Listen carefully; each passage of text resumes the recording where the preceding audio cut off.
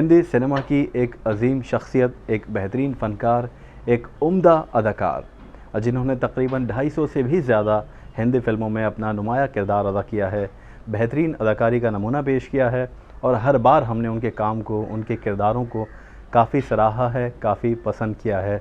National, international level पर काफ़ी एज़ाज़ात से भी नवाजे जा चुके हैं और हमने उनको बेशुमार फ़िल्मों में मुख्तलिफ़ किरदारों में देखा है। हमारे साथ मौजूद हैं एक बेहतरीन शख्सियत के मालिक रज़ा मुराद साहब। आदाब। जी रज़ा मुराद साहब, आपका बहुत बहुत शुक्रिया कि आपने इतना वक्त दिया, ये मौका दिया आपसे मुलाकात का। आज रज़ा मुराद साहब के कुछ ज़िंदगी के अनछुए पहलू हैं, कुछ ऐसी बातें हैं फ़िल्मी करियर से जुड़ी हुई, निजी ज़िंदगी से जुड़ी हुई, जिनके बारे में आप जानेंगे।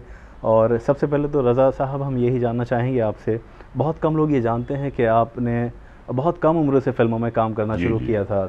तो क्या ये मजबूरी थी, शौक़ था या महज़ इत्तेफ़ाक था? नहीं, पहली बात तो ये है कि लोगों को ये गलतफ़हमी है जी कि मैं चाइल्ड एक्टर था, वो गलत खबर है। जी 1969 में जब मेरी उम्र 18 साल की थी जी तो मैंने film and television institute of India join किया। जी और जब मैं पास होकर आया, 20 साल की उम्र थी, तो 20 साल में मैं एक प्रोफेशनल एक्टर हो गया था। आपके वालिद साहब भी एक बहुत शानदार लाजवाब एक्टर रहे हैं फ़िल्मों के, मुराद साहब। जी। तो क्या उनको देखकर आपको शौक़ हुआ कि मैं भी फ़िल्मों में आऊँगा? आपने डिप्लोमा की एक्टिंग का। हाँ हाँ, ये बिल्कुल बात दुरुस्त है, क्योंकि बेटा जो है वो बाप से ही इंस्पायर होता है, जी बाप ही उसका हीरो होता है और बाप के कदमों पर ही वो चलने की कोशिश करता है। तो मेरे साथ भी कुछ ऐसा ही हुआ। एक बात मैं और कहूँगा जी। कि मैं पढ़ाई में बहुत बुरा था। अच्छा। मैं बहुत बुरा स्टूडेंट था। मुझे पढ़ाई से कभी दिलचस्पी नहीं थी जी और 6th स्टैंडर्ड में मैं 2 बार फेल हुआ और इसकी वजह से मुझे स्कूल से बाइज्जत तौर पे निकाल दिया गया था। तो कुछ तो करना था, वालिद साहब का हाथ बटाना था, उनकी उम्र हो रही थी और मुझे इस बात का एहसास था कि मुझे कुछ करना है। जी तो मैं 1968 में मैं भोपाल में था और वहाँ से मैं हायर सेकेंडरी कर रहा था। तो मेरे वालिद साहब ने मुझसे कहा कि तुम हायर सेकेंडरी पास कर लो तो मैं कोशिश करूँगा कि तुम्हें film and television institute of India में दाखिला दिलवा दूँ। जी उन्होंने एक बड़ी अच्छी बात कही कि उनके वक्त तो कोई एक्टिंग इंस्टीट्यूट था नहीं जी और आज अगर है तो उसका क्यों ना फ़ायदा उठाया जाए। बिल्कुल। लेकिन जब मैं कोर्स कर रहा था तो मैंने ये सोचा कि मैं 5 साल दूंगा, 5 साल में कोशिश करूंगा और अगर 5 साल में कुछ होता नहीं है तो मैं कोई दूसरा पेशा इख्तियार कर लूंगा। तो ये मैंने सोच लिया था। ऐसा हुआ। फिर पहली फिल्म मिली एक नज़र, अमिताभ बच्चन, जया भादुरी थे उसमें जी और काम की तारीफ तो हुई, शमा सुषमा अवार्ड से भी नवाजा गया। जी लेकिन फिल्म चूंकि जितनी चलनी थी वो उतनी चली नहीं। तो फिर दोबारा से जद्दोजहद शुरू हुई। ये जद्दोजहद तकरीबन 14 साल चलती रही। अच्छा। तो इन 14 सालों में कभी आपने सोचा कि अब कुछ और पेशा इख्तियार करें या इसमें काम नहीं बन पा रहा है? नहीं नहीं, ऐसा था कि बावर्ची खाने का खर्चा निकल रहा था अच्छा। और वालिद साहब का मैं हाथ भी बटा रहा था, तो कुछ ना कुछ तो मैं कमा ही लेता था। कुछ फिल्में मिलती थीं, ख्वाह बहुत ही इम्पोर्टेंट रोल ना सही, लेकिन करता रहा काम में और वालिद साहब का हाथ बटाता रहा मैं। जी और काफ़ी पंजाबी फिल्मों में भी मैंने काम किया, बड़ी उसमें शोहरत मिली मुझे, बड़ी इज्जत मिली। जी और आप सोच लें कि एक नॉन पंजाबी एक्टर जिसे पीटीसी अवार्ड्स के पहले फंक्शन में लाइफ टाइम अचीवमेंट अवार्ड मिलता है, तो अपने आप में मैं समझता हूँ कि मेरे लिए इससे बड़ी कोई हौसला अफजाई नहीं थी। बिल्कुल। तो पंजाबी क्या आप बाकायदा आपने सीखी थी जी या? हाँ, मैंने बाकायदगी से सीखी। अच्छा, रामपुर से आपका ताल्लुक़ है। जी। तो कितना मिस करते हैं रामपुर को आप? कितनी बार जाना होता है? बचपन मेरा रामपुर में गुजरा है जी और प्राइमरी एजुकेशन मैंने रामपुर से की। जी 3rd, 4th और 5th वो मैंने रामपुर से किया। जी रामपुर जाके ये फ़ायदा हुआ कि वहाँ की जो तहजीब थी उस शहर की, किस तरीके से आप बड़ों का अदब करते हैं, एहतराम करते हैं। और जब हम यहाँ पढ़ते थे बचपन में तो हमें हिंदी और उर्दू से नाआशनाई थी, तो वहाँ हमने बाकायदा हिंदी उर्दू पढ़ना लिखना बोलना सीखी, जी तहजीब सीखी, ज़बान की चाशनी सीखी। और वो जो मेरे ज़िंदगी के 3 साल थे जब मैं रामपुर में रहा, जी वो आज भी मेरे बहुत काम आ रहे हैं। बिल्कुल। आज मैं अगर लोग मेरी तारीफ़ करते हैं, मेरे लहजे की तारीफ़ करते हैं, तो मैं पूरा का पूरा सेहरा मैं रामपुर को दूंगा। कभी ऐसा सोचा कि मैं कोशिश करूं कि लीड एक्टर का भी मुझे, क्योंकि पर्सनालिटी माशाल्लाह आपकी शुरू से ही बहुत शानदार रही है और देखने भाल में भी खूबसूरत आप शख्सियत के मालिक रहे हैं, तो कभी आपको ऑफर्स आए थे कि लीड एक्टर आप करो या आपने कोशिश की थी? आपने मेरे लिए बहुत बहुत शुक्रिया, आपने खूबसूरत लफ्ज़ का इस्तेमाल किया। ये लफ्ज़ मैंने कभी अपने बारे में सुना नहीं था, कभी कोई मुझे खूबसूरत या हैंडसम कहता नहीं था। रिजवान, क्या होता है कि जब भी कोई एक्टर बनने की सोचता है तो पहला ख्याल उसका हीरो बनने का आता है। जी हम भी हीरो बनने की सोचते थे, जी। लेकिन जब सच से मुलाकात हुई, आईना देखना आया, तो हम समझ गए कि भाई ये जो है ये डिफरेंट बॉल गेम है हीरो बनना। जी हालांकि हमारे बहुत से कलीग्स जैसे शत्रुघ्न सिन्हा, विनोद खन्ना जी विलन से हीरो बन गए और बहुत कामयाब साबित हुए वो। जी लेकिन मुझे लगता है शायद मुझ में वो क्वालिटीज़ नहीं होंगी कि किसी ने मुझे हीरो बनाने के बारे में सोचा। पंजाबी फिल्मों में मैंने बहुत लीड रोल किए, यहाँ भी मैंने किए रोल। कुछ फिल्मों का इतना बुरा हशर हुआ कि पहला जो था ज़बरदस्त हफ्ता था जी और दूसरा ज़बरदस्ती हफ्ता था। दूसरे हफ्ते में फिल्म उतर गई। जी। ये जो बाद में आपके रोल बदलते गए, जैसे शुरुआत में आपने बहुत सपोर्टिंग किरदार अदा किए, बहुत पॉजिटिव रोल्स किए फिल्मों में, लेकिन एक दौर ऐसा आया कि जब आपको एक बहुत ही शानदार विलन के तौर पे जाना जाने लगा, एक ट्रेंड बदल दिया आपने हिंदी फिल्म इंडस्ट्री में। चाहे फिर वो जाबाज की बात करें हम, हीना की राम तेरी गंगा मैली, या प्रेम रोग की बात करें, तो आज भी उस किरदार को लोग याद करते हैं, पसंद करते हैं। तो कैसे ये चेंज आया, मतलब ट्रांसफॉर्मेशन कैसे हुआ आपका पॉजिटिव रोल से? बड़ा अच्छा सवाल है आपका और जवाब मैं आपको थोड़ा तफसील से दूंगा। जी बिल्कुल। राज कपूर साहब ने मेरी सन 73 में एक फिल्म देखी थी, नमक हराम। जी। उसमें मैंने एक शायर का रोल किया था, आलम साहब का। आलम।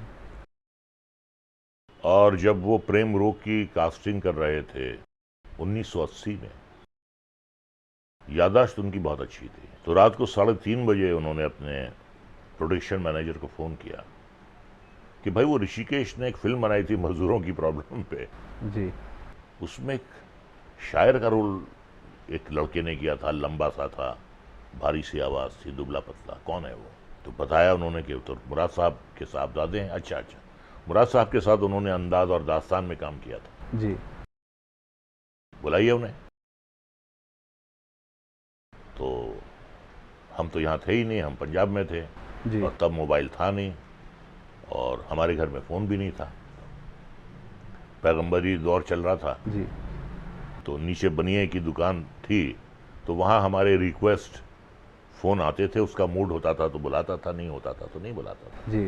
बहरहाल एक दिन उसने बुलाया और वहाँ से उन्होंने कहा मैं रज़ा रवि मल्होत्रा बोल रहा हूँ, और राज साहब ने याद किया। इनका राज साहब? कौन राज साहब? अरे राज कपूर साहब ने याद किया है, आपको बुलाया है।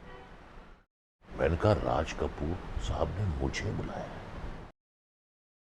Are you sure? हाँ भाई, इसीलिए तुमको फ़ोन किया है। उससे पहले का मैं आपको एक वाक़या सुनाता हूँ कि रणधीर कपूर और ऋषि कपूर से मेरी अच्छी खासी मुलाकात थी। ऋषि कपूर के साथ मैंने लैला मजनू की थी, रणधीर कपूर के साथ एक फिल्म की थी राम भरोसे। जी। तो एक दिन मैंने रणधीर कपूर से कहा, मैंने कहा मैं राज साहब से मिलना चाहता हूँ। Why do you want to meet Raj Kapoor? मैंने कहा मैं I would love to work with, you know, Raza, the kind of films which Raj Kapoor make, you know, you won't fit into that, you know. He makes heroine oriented films, you won't fit into it. जी। तू जैसे role करता है ना, वो वैसे role Raj Kapoor की फिल्मों में होते नहीं, बहुत तेज बात करते हैं। जी। मायूस हो गए। मैंने कहा चलो कोई बात नहीं। और अक्सर ऐसा होता था कि जब भी मैं आरके में शूटिंग करता था जी। तो मैं देखता था कि राज साहब से शायद मेरा आमना सामना हो जाए, लेकिन कभी नहीं हुआ आज तक। बहरहाल उन्होंने हमें बुलाया और एक ही बात कही उन्होंने कि ये मैं तस्वीर बना रहा हूँ, फिल्म नहीं कहा उन्होंने, तस्वीर बना रहा हूँ और इसमें एक किरदार है और सिर्फ हमारे जहन में आप हैं, आपके अलावा अब तक हमारी कोई सेकंड चॉइस भी नहीं। आप अगर ना करेंगे तो फिर हम किसी और के बारे में सोचेंगे, आपके अलावा कोई नहीं। खैर उन्होंने फिर मेकअप मैन को बुलाया, उसको हिदायत दी, कॉस्ट्यूम वाले को बुलाया, उनको हिदायत दी कि ये सीजिए, इनका ऐसे कपड़े सीजिए जी। और मेकअप मैन से कहा कि इनकी एक किसी मूछ बनाइए। अब मैं थोड़ा शशोपंज में कि अचानक इतना बड़ा रोल, जी। इतनी बड़ी जिम्मेदारी, इतना बड़ा डायरेक्टर, इतना बड़ा बैनर, तो मुझे ऐसा लगा कहीं ऐसा तो नहीं है कि ये तांगे के घोड़े को ये रेस कोर्स में दौड़ा रहे हैं, ऐसा तो नहीं है। जी। तो मुझे कुछ मेरी थोड़ी खुद एतमादी थोड़ी हिल गई कि जितना ये मुझ पर भरोसा कर रहे हैं, मैं उस भरोसे की कसौटी पर पूरा उतरूंगा या नहीं। बिल्कुल। बहरहाल काम शुरू हुआ, मुझे लगा कि ऊपर वाले ने मेरी इज्जत रख ली। पहला शेड्यूल हुआ, वो हमने पूरा का पूरा सीक्वेंस हमने मैसूर पैलेस में किया था। जी। और फिर साहब एक दिन उनका फ़ोन आया मेरे पास, रज़ा साहब वो हमने रशीद तैयार कर लिए हैं, हम आपको दिखाना चाहते हैं। और साहब उन्होंने रशीद दिखाए।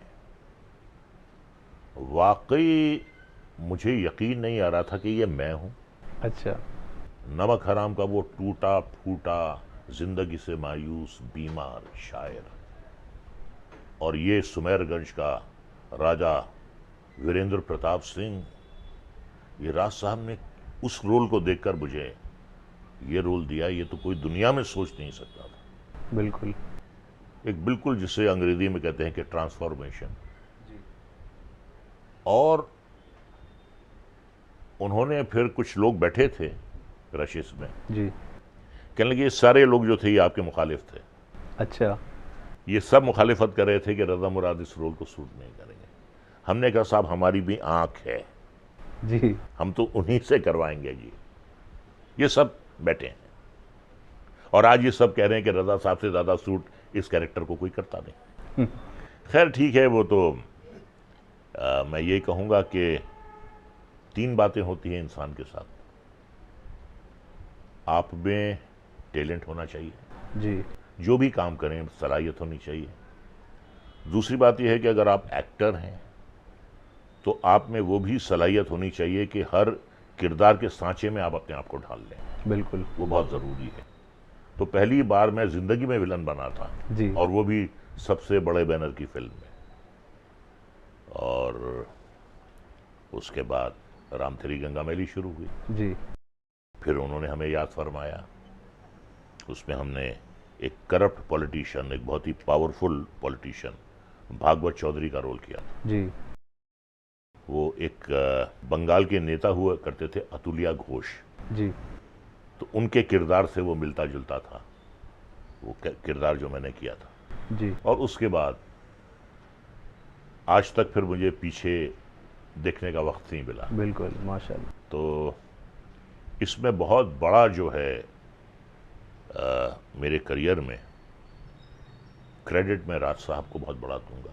जी। बी.आर. इशारा ने मुझे डिस्कवर किया, राज कपूर ने मुझे रीडिस्कवर किया, वालदैन ने मुझे पैदा किया और ये दोनों हिदायतकार बी.आर. इशारा और राज कपूर साहब ने, उन्होंने ज़िंदगी दी मुझे, राज साहब ने मुझे एक नई ज़िंदगी दी। जी। और उसके बाद काम करने का सिलसिला शुरू हुआ, जिसे कहते हैं कि सैलाब आ गया फिल्मों का। जी हाँ, 78 फिल्में बैक वक्त मेरे पास थी जी। और मैं 3-3, 4-4 घंटे में काम किया करता था। 18-18 घंटे मैं काम करता था और हालत ये हो गई थी कि जो मेरा स्टाफ था जी। वो कई बार सो जाता था, कई बार वो आता नहीं था स्टाफ के साथ, हमसे इतना काम नहीं हो पा रहा है। जी। तो एक दिन मेरी वालिदा ने मुझसे कहा कि बेटा क्यों तू इतना काम कर रहा है। मैं उन्हें बिया कहता था। जी। मैं कहता था बिया, मैं तो काम के लिए तरसा हूँ। 14 साल 14 साल गाड़ी जो है मेरी लेट चली है। वो 14 साल का जो पीरियड है उसे मुझे रिकवर करना है, और यही सूरत है जी। इस तरह काम करने की। तो यही था कि भूखे के सामने खाना रख दिया गया था और वो खा रहा था, जी। बेताशा खा रहा था। बिल्कुल। ये हुआ। ये मतलब एक सफ़र आपका रहा जहाँ से आपने पीछे मुड़कर नहीं देखा। जी जी। एक बात आपने कही कि एक्टर के लिए बहुत ज़रूरी होता है कि वो कैरेक्टर को अपने सांचे में ढाल ले या अपने अंदर उतार ले। तो जो पहला ये नेगेटिव रोल आपकी ज़िंदगी में आया, राज साहब ने आपको दिया, तो उससे पहले भी प्राण साहब एक बहुत शानदार विलन रहे हैं हिंदी सिनेमा के। क्या कभी आपने सोचा कि मैं किसी विलन को देखूं कि कैसे वो बिहेव करता है या नेगेटिव कैरेक्टर कैसे प्ले करता है? नहीं साहब, जैसा कि मैंने आपसे अर्ज़ किया कि मैं एक तरबियत याफ्ता अदाकार हूँ। जी। मैंने बाकायदगी से मेथड एक्टिंग की ट्रेनिंग ली है। जी। जहाँ सिखाया जाता है how to be in the character. जी। Words are not as important as the behaviour is. बिल्कुल। How you are behaving in front of the camera. जी। कई बार आपको कुछ मुकाल में बोलने की ज़रूरत नहीं पड़ती, आपकी आंखें बोलती। जी। तो वो एक ट्रेंड एक्टर तो था मैं, जी। और उसका मुझे अच्छा रिजल्ट मिला था। एक नज़र में मिला था, जी। नमक हराम में मिला था। जी। जब भी मुझे मौका मिला, वो मौका कभी वो मैं चूका नहीं। जी। अच्छा ही काम किया मैंने, लेकिन एक ऐसे रोल का इंतज़ार था, एक ऐसे रोल की तलाश थी। जी। देखिए क्या होता है, अगर आपने किसी फिल्म में बहुत अच्छा काम किया है, फिल्म नहीं चली है, तो जंगल में मोर नाचा किसने देखा। जी। फिल्म नहीं चलती तो कोई देखता भी नहीं है। आपने बहुत बड़ी फिल्म में काम किया है, बहुत अच्छा किरदार किया है, और बड़ी फिल्म चली नहीं है, तो जंगल में मोर नाचा किसने देखा। जी। लेकिन राज कपूर की फिल्म, बड़ी फिल्म, सुपरहिट फिल्म, और उसके आप मेन विलन। जी। और एक नहीं बल्कि 2 फिल्मों में, और 2 नहीं बल्कि 3 फिल्मों में हिना भी मैंने की बाद में। जी। तो ये अपने आप में एक रिकॉर्ड था कि आर के फिल्म्स के बैनर में किसी एक अदाकार ने 3 फिल्मों में मुतवातिर तौर पे मेन विलन का किरदार किया, तो अपने आप में एक रिकॉर्ड। बिल्कुल, रिकॉर्ड तो कई बनाए आपने सर। और अगर हम आपके नेगेटिव किरदार की बात करें, तो असल में ऐसा रहा है अक्सर कि हिंदी सिनेमा का इतना इम्पैक्ट होता है कि लोग विलन से नफ़रत करने लगते हैं, लेकिन वाहिद एक विलन हिंदी सिनेमा के आप रहे हैं जिसने लोगों ने जिसके किरदार को पसंद किया, चाहे वो नेगेटिव हो या विलन के तौर पर आप नज़र आते हों। क्योंकि अक्सर देखा है कि हमने ये पढ़ा है कि प्राण साहब हों या दूसरे विलन, उनको लोग देखकर खौफ खा जाते थे असल ज़िंदगी में भी। तो कोई किस्सा आपके साथ कभी ऐसा हुआ असल ज़िंदगी में? बहुत बार हुआ है। जी। मैं हैदराबाद में एक जगह है बशीरबाग। जी। ये नई नई प्रेम रोग लगी थी, और मैं एक फिल्म करने गया था, यादगार फिल्म का नाम था। तो बशीरबाग में मैं शॉपिंग कर रहा था, तो एक बुजुर्ग सी खातून मेरे पास आई। जी। ये तू क्या करता है फिल्मों में, तेरे को शर्म नहीं आती? अच्छा। तू पोटियां का रेप करता है, तेरे को शर्म नहीं आती? तेरे घर में माँ बहन नहीं है क्या? और साहब मुझे ऐसा लगा कि अगर मैं खड़ा रहा तो शायद एक हाथ मार दे मुझे। वो इतनी वर्कअप हो गई मुझे। जी। और लोग इकट्ठे होना शुरू हो गए मार्केट में। तो मैंने सोचा इज्जत बचाना ही है, तो चुपचाप निकल जाओ यहाँ से। मैं निकल गया वहाँ से। अच्छा। फिर बाद में मैंने जायज़ा लिया कि भाई शायद मैंने वो कैरेक्टर्स इतने कन्विंसिंगली किए हैं बिल्कुल कि इस औरत को मुझ पे बहुत गुस्सा है, तो कहीं ना कहीं उसमें मेरी कामयाबी भी छुपी हुई थी। बिल्कुल। मैं यही कहूँगा, जो आपने सवाल किया है उसका जवाब मैं ये दूंगा कि मैंने बेईमानी के किरदार भी बहुत ईमानदारी से किए। बिल्कुल ठीक कहा। अच्छा, वालिद साहब को भी काफ़ी तवक्को होंगी आपसे जब आप जी। फिल्म दुनिया में आए, जी। तो कभी उन्होंने किसी किरदार की आपकी तारीफ़ की जब तक वो हयात थे, उन्होंने देखा आपको पर्दे पर, कोई ऐसा किरदार रहा हो हाँ आपका? हाँ, मैं उनको नमक हराम दिखाने ले गया था, जी। नॉवेल्टी सिनेमा में, प्रीमियर था उसका का। और जब वो गाना आया, मैं शायर बदनाम मैं चला, जी। मेरी मौत से कबल, मैं राजेश खन्ना से फरमाया, तो मैं कनखियों से अपने वाले साहब को देख रहा था और उनकी आंखें डबडबा रही थी आंसुओं से, और उन्होंने मेरी पीठ थपथपाई। एक दिन आए बहुत खुश घर, बेटा आज मैं बहुत खुश हूँ। कही अब्बा क्या बात है? कह लगे बेटे मैं तरकारी लेने गया था और दो शख्स मेरे पास खड़े थे, करीब खड़े थे, और एक ने दूसरे से कहा कि ये रजा मुराद का बाप है। अच्छा। तो कह लगे मुझे पहली बार किसी ने बतौर रजा मुराद के वालिद पहचाना, तो बहुत अच्छा लगा उनको। और प्रेम रोग और राम तेरी गंगा मैली के भी जब शोज हुए, जी। उन्हें मैंने मदऊ किया देखने के लिए, तो वो बहुत खुश गए मुझसे, बहुत खुश गए। और मैं बड़ा खुशकिस्मत हूँ कि जो मेरी कामयाबी थी, जो मुझे 14 साल के बाद मैसर हुई, जी। वो मेरे वालिद साहब ने देखी, और जितनी भी मैं खिदमत कर सकता था उनकी, जी। जितना मुमकिन हो सकता था, वो मैंने उनकी खिदमत की।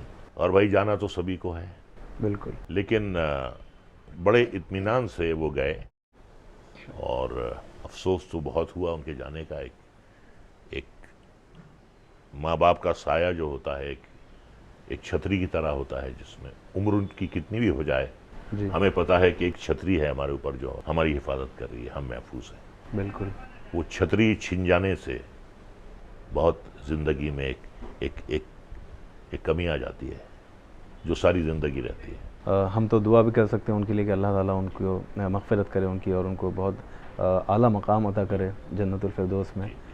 आवाज़ की अगर बात की जाए रज़ा साहब, तो आवाज़ के तो आपके लोग इतने फ़ैन हैं कि आपकी आवाज़ को सुनना इतना पसंद करते हैं कि चाहते हैं कि सुनते रहें बस आपकी आवाज़ को। तो आवाज़ आपकी शुरू से ही माशाल्लाह बहुत अच्छी रही है, तो कभी ये ख़्याल आया कि आवाज़ के साथ गुलूकारी का भी तजुर्बा लिया जाए, या कभी गानों से ट्राई किया जाए, गाने गाए जाएँ? आपने आवाज़ की बात की है तो मैं कुछ कहना चाहूँगा इस पर। जी बिल्कुल। मुझसे कबल 3 बेटियां पैदा हुई, और जब मैं वजूद में आया, और जब नर्स मुझे तौलिए में लपेट कर लाई जी। और मेरी वालिदा से कहा नर्स ने कि बेटा हुआ है, तो मेरी वालिदा को यकीन नहीं आया कि 3 बेटियों के बाद बेटा हुआ है। जी। तो कहने लगी कि बेटे तुम रोए, और तुम्हारी आवाज़ सुनकर मैं समझ गई कि वाकई ये लड़का है। तो जब मैं वजूद में आया था, जी। तब भी मेरी आवाज़ जो थी मर्दों जैसी थी। मैं यही कहूँगा जी। कि वालिदा ने बजाय देखने के सुनकर अंदाज़ा लगा लिया या यकीन कर लिया कि बेटा पैदा हुआ है। जी। और उसके अलावा देखिए क्या है कि कुछ चीज़ें जो हैं वो खुदादत सलाहियत होती हैं, तो मैंने ये आवाज़ जो है कल्टीवेट नहीं की है, ये तो मेरी आवाज़ है ही ऐसी। ये मुझे विरसे में मिली है। मेरे वालिद साहब की आवाज़ भी माशाल्लाह बहुत गरजदार थी, तो ये तमाम चीज़ें विरसे में मिली हैं। लेकिन अल्लाह जो आपको देता है, जो अल्लाह आपको तोहफ़ा अता करता है, उसे बहुत संभाल के रखना चाहिए। बिल्कुल। ना मैं सिगरेट पीता हूँ, ना मैं पान खाता हूँ, ना मैं बर्फ़ लेता हूँ। मैं इन तमाम बातों से गुरेज करता हूँ। जी। एक आम नॉर्मल ज़िंदगी जीने की कोशिश करता हूँ। ठंडा पानी नहीं पीता। जी। हाँ, बस अचार मेरी कमज़ोरी है।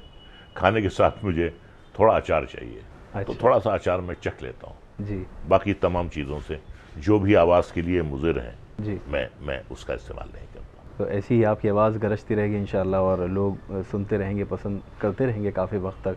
हमारी ये दुआ भी है तहज़ीब टीवी की जानिब से भी, हम सब की जानिब से भी। अब अगर हम बात करें कुछ और किरदार की आपके, तो हाल फ़िलहाल में अब भी फ़िल्मों में आपको एक से एक शानदार तारीख़ी किरदार अदा करने का मौका मिला है, चाहे फिर वो पद्मावत का हो, या फिर जोधा अकबर का हो या बाजीराव मस्तानी का हो, जी तो ये किरदार जब आपको करने को मिले, इसमें काफ़ी पसंद किया गया आपको। हालांकि जी बहुत कम वक्त का आपका रोल जी था जी उसमें, जी। लेकिन वो यादगार रोल हैं आपके।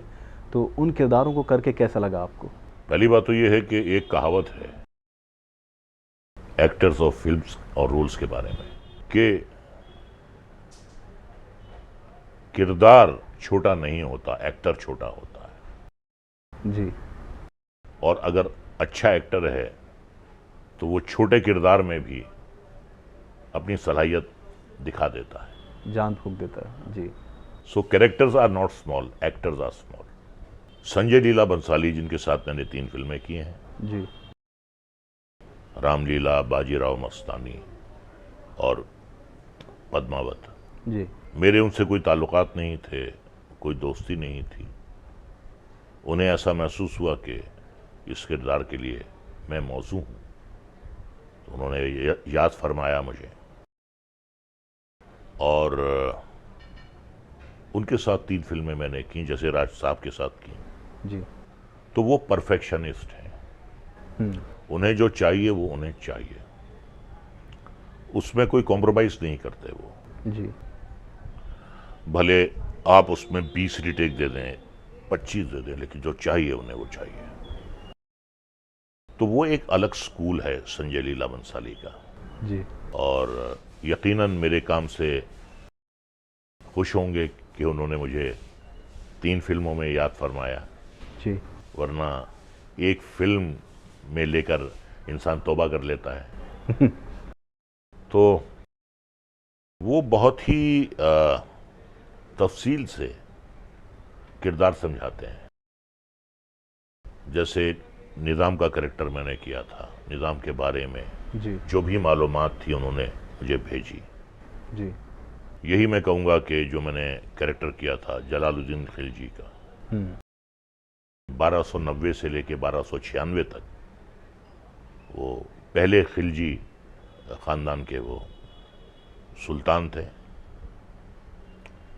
और उनके बारे में उनकी तस्वीरें और जो भी उनकी आदतें थीं वो मुझे तमाम उन्होंने भेजी। जी। तो वो बहुत तफसील से काम करते हैं जी। और किसी भी ऐरे गैरे एक्टर की वहाँ गुंजाइश नहीं है। आपको बहुत ही फोकस्ड होकर उनके साथ काम करना पड़ता है। तो जो अंग्रेजी में कहा जाता है कि hard task master, he is the hardest task master I have ever faced in my life.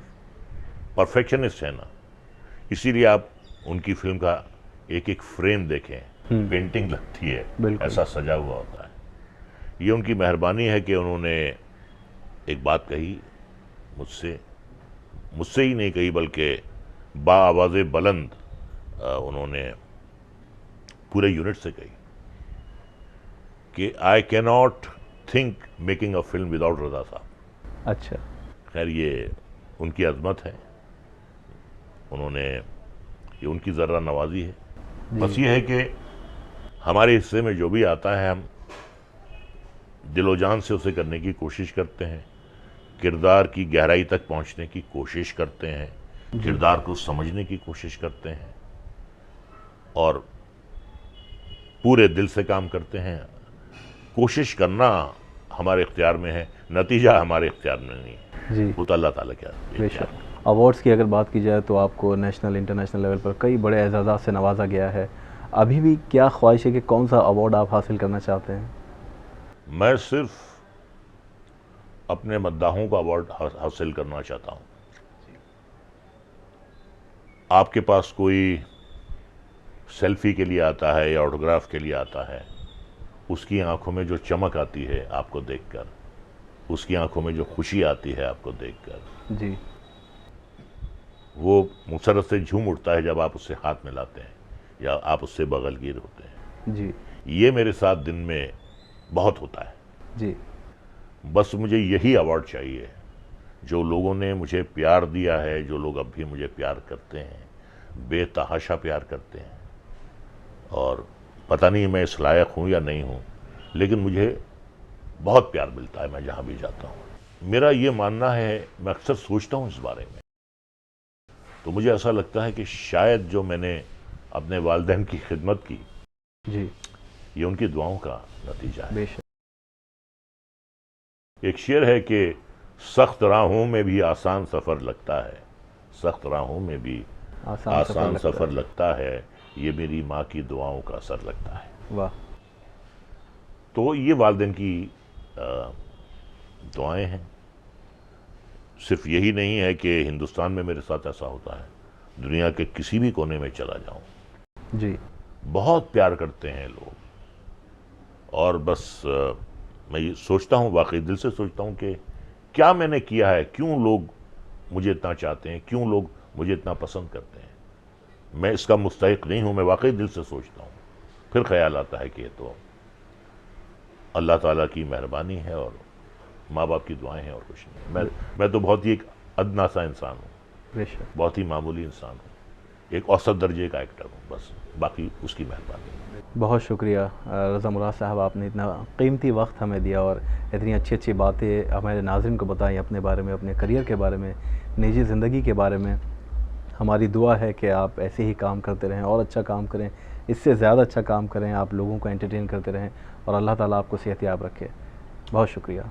मैं बस यही कहना चाहूँगा कि प्यार एक ऐसी चीज़ होती है कि जितना इंसान को मिलता है जी। उतना वो और पाना चाहता है। बिल्कुल। तो अपने चाहने वालों से यही कहूँगा कि बस इसी तरह मुझे प्यार करते रहिए। साहिर साहब की एक नज़म है कि आप क्या जाने मुझको समझते हैं क्या, मैं तो कुछ भी नहीं, इस कदर प्यार इतनी दुनिया का मैं रखूँगा कहाँ, इस कदर प्यार रखने के काबिल नहीं। बहुत खूब। मुझको इतनी मोहब्बत ना दो दोस्तों, सोच लो दोस्तों, इस कदर प्यार कैसे संभालूंगा मैं तो कुछ भी नहीं। वाह। इज्जतें चाहतें शोहरतें उल्फतें, इज्जतें चाहतें शोहरतें उल्फतें, कोई भी चीज़ दुनिया में रहती नहीं, आज मैं हूँ जहाँ कल कोई और था। इज्जतें चाहतें शोहरतें उल्फतें, कोई भी चीज़ दुनिया में रहती नहीं, आज मैं हूँ जहाँ कल कोई और था, ये भी एक दौर है, वो भी एक दौर था।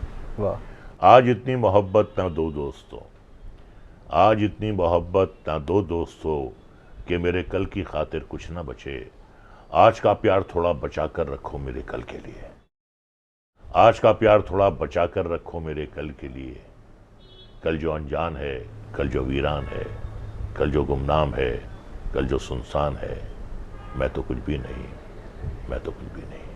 बस आपसे यही दरख्वास्त है, आपके प्यार का भूखा हूं, बस वही मुझे प्यार देते रहिए, और इसके अलावा मेरी ज़िंदगी में और कोई ज़रूरत नहीं, बस सिर्फ आपका प्यार चाहिए और कुछ नहीं। तो ये थे हमारे साथ हिंदी सिनेमा के बहुत जानी मानी शख्सियत, बहुत अजीम फ़नकार रज़ा मुराद साहब, और आपने उनको सुना। तो रज़ा मुराद साहब, एक बार फिर से तहे दिल से हम आपके शुक्रगुज़ार हैं कि आपने इतना वक्त दिया, और बहुत शुक्रिया आपका।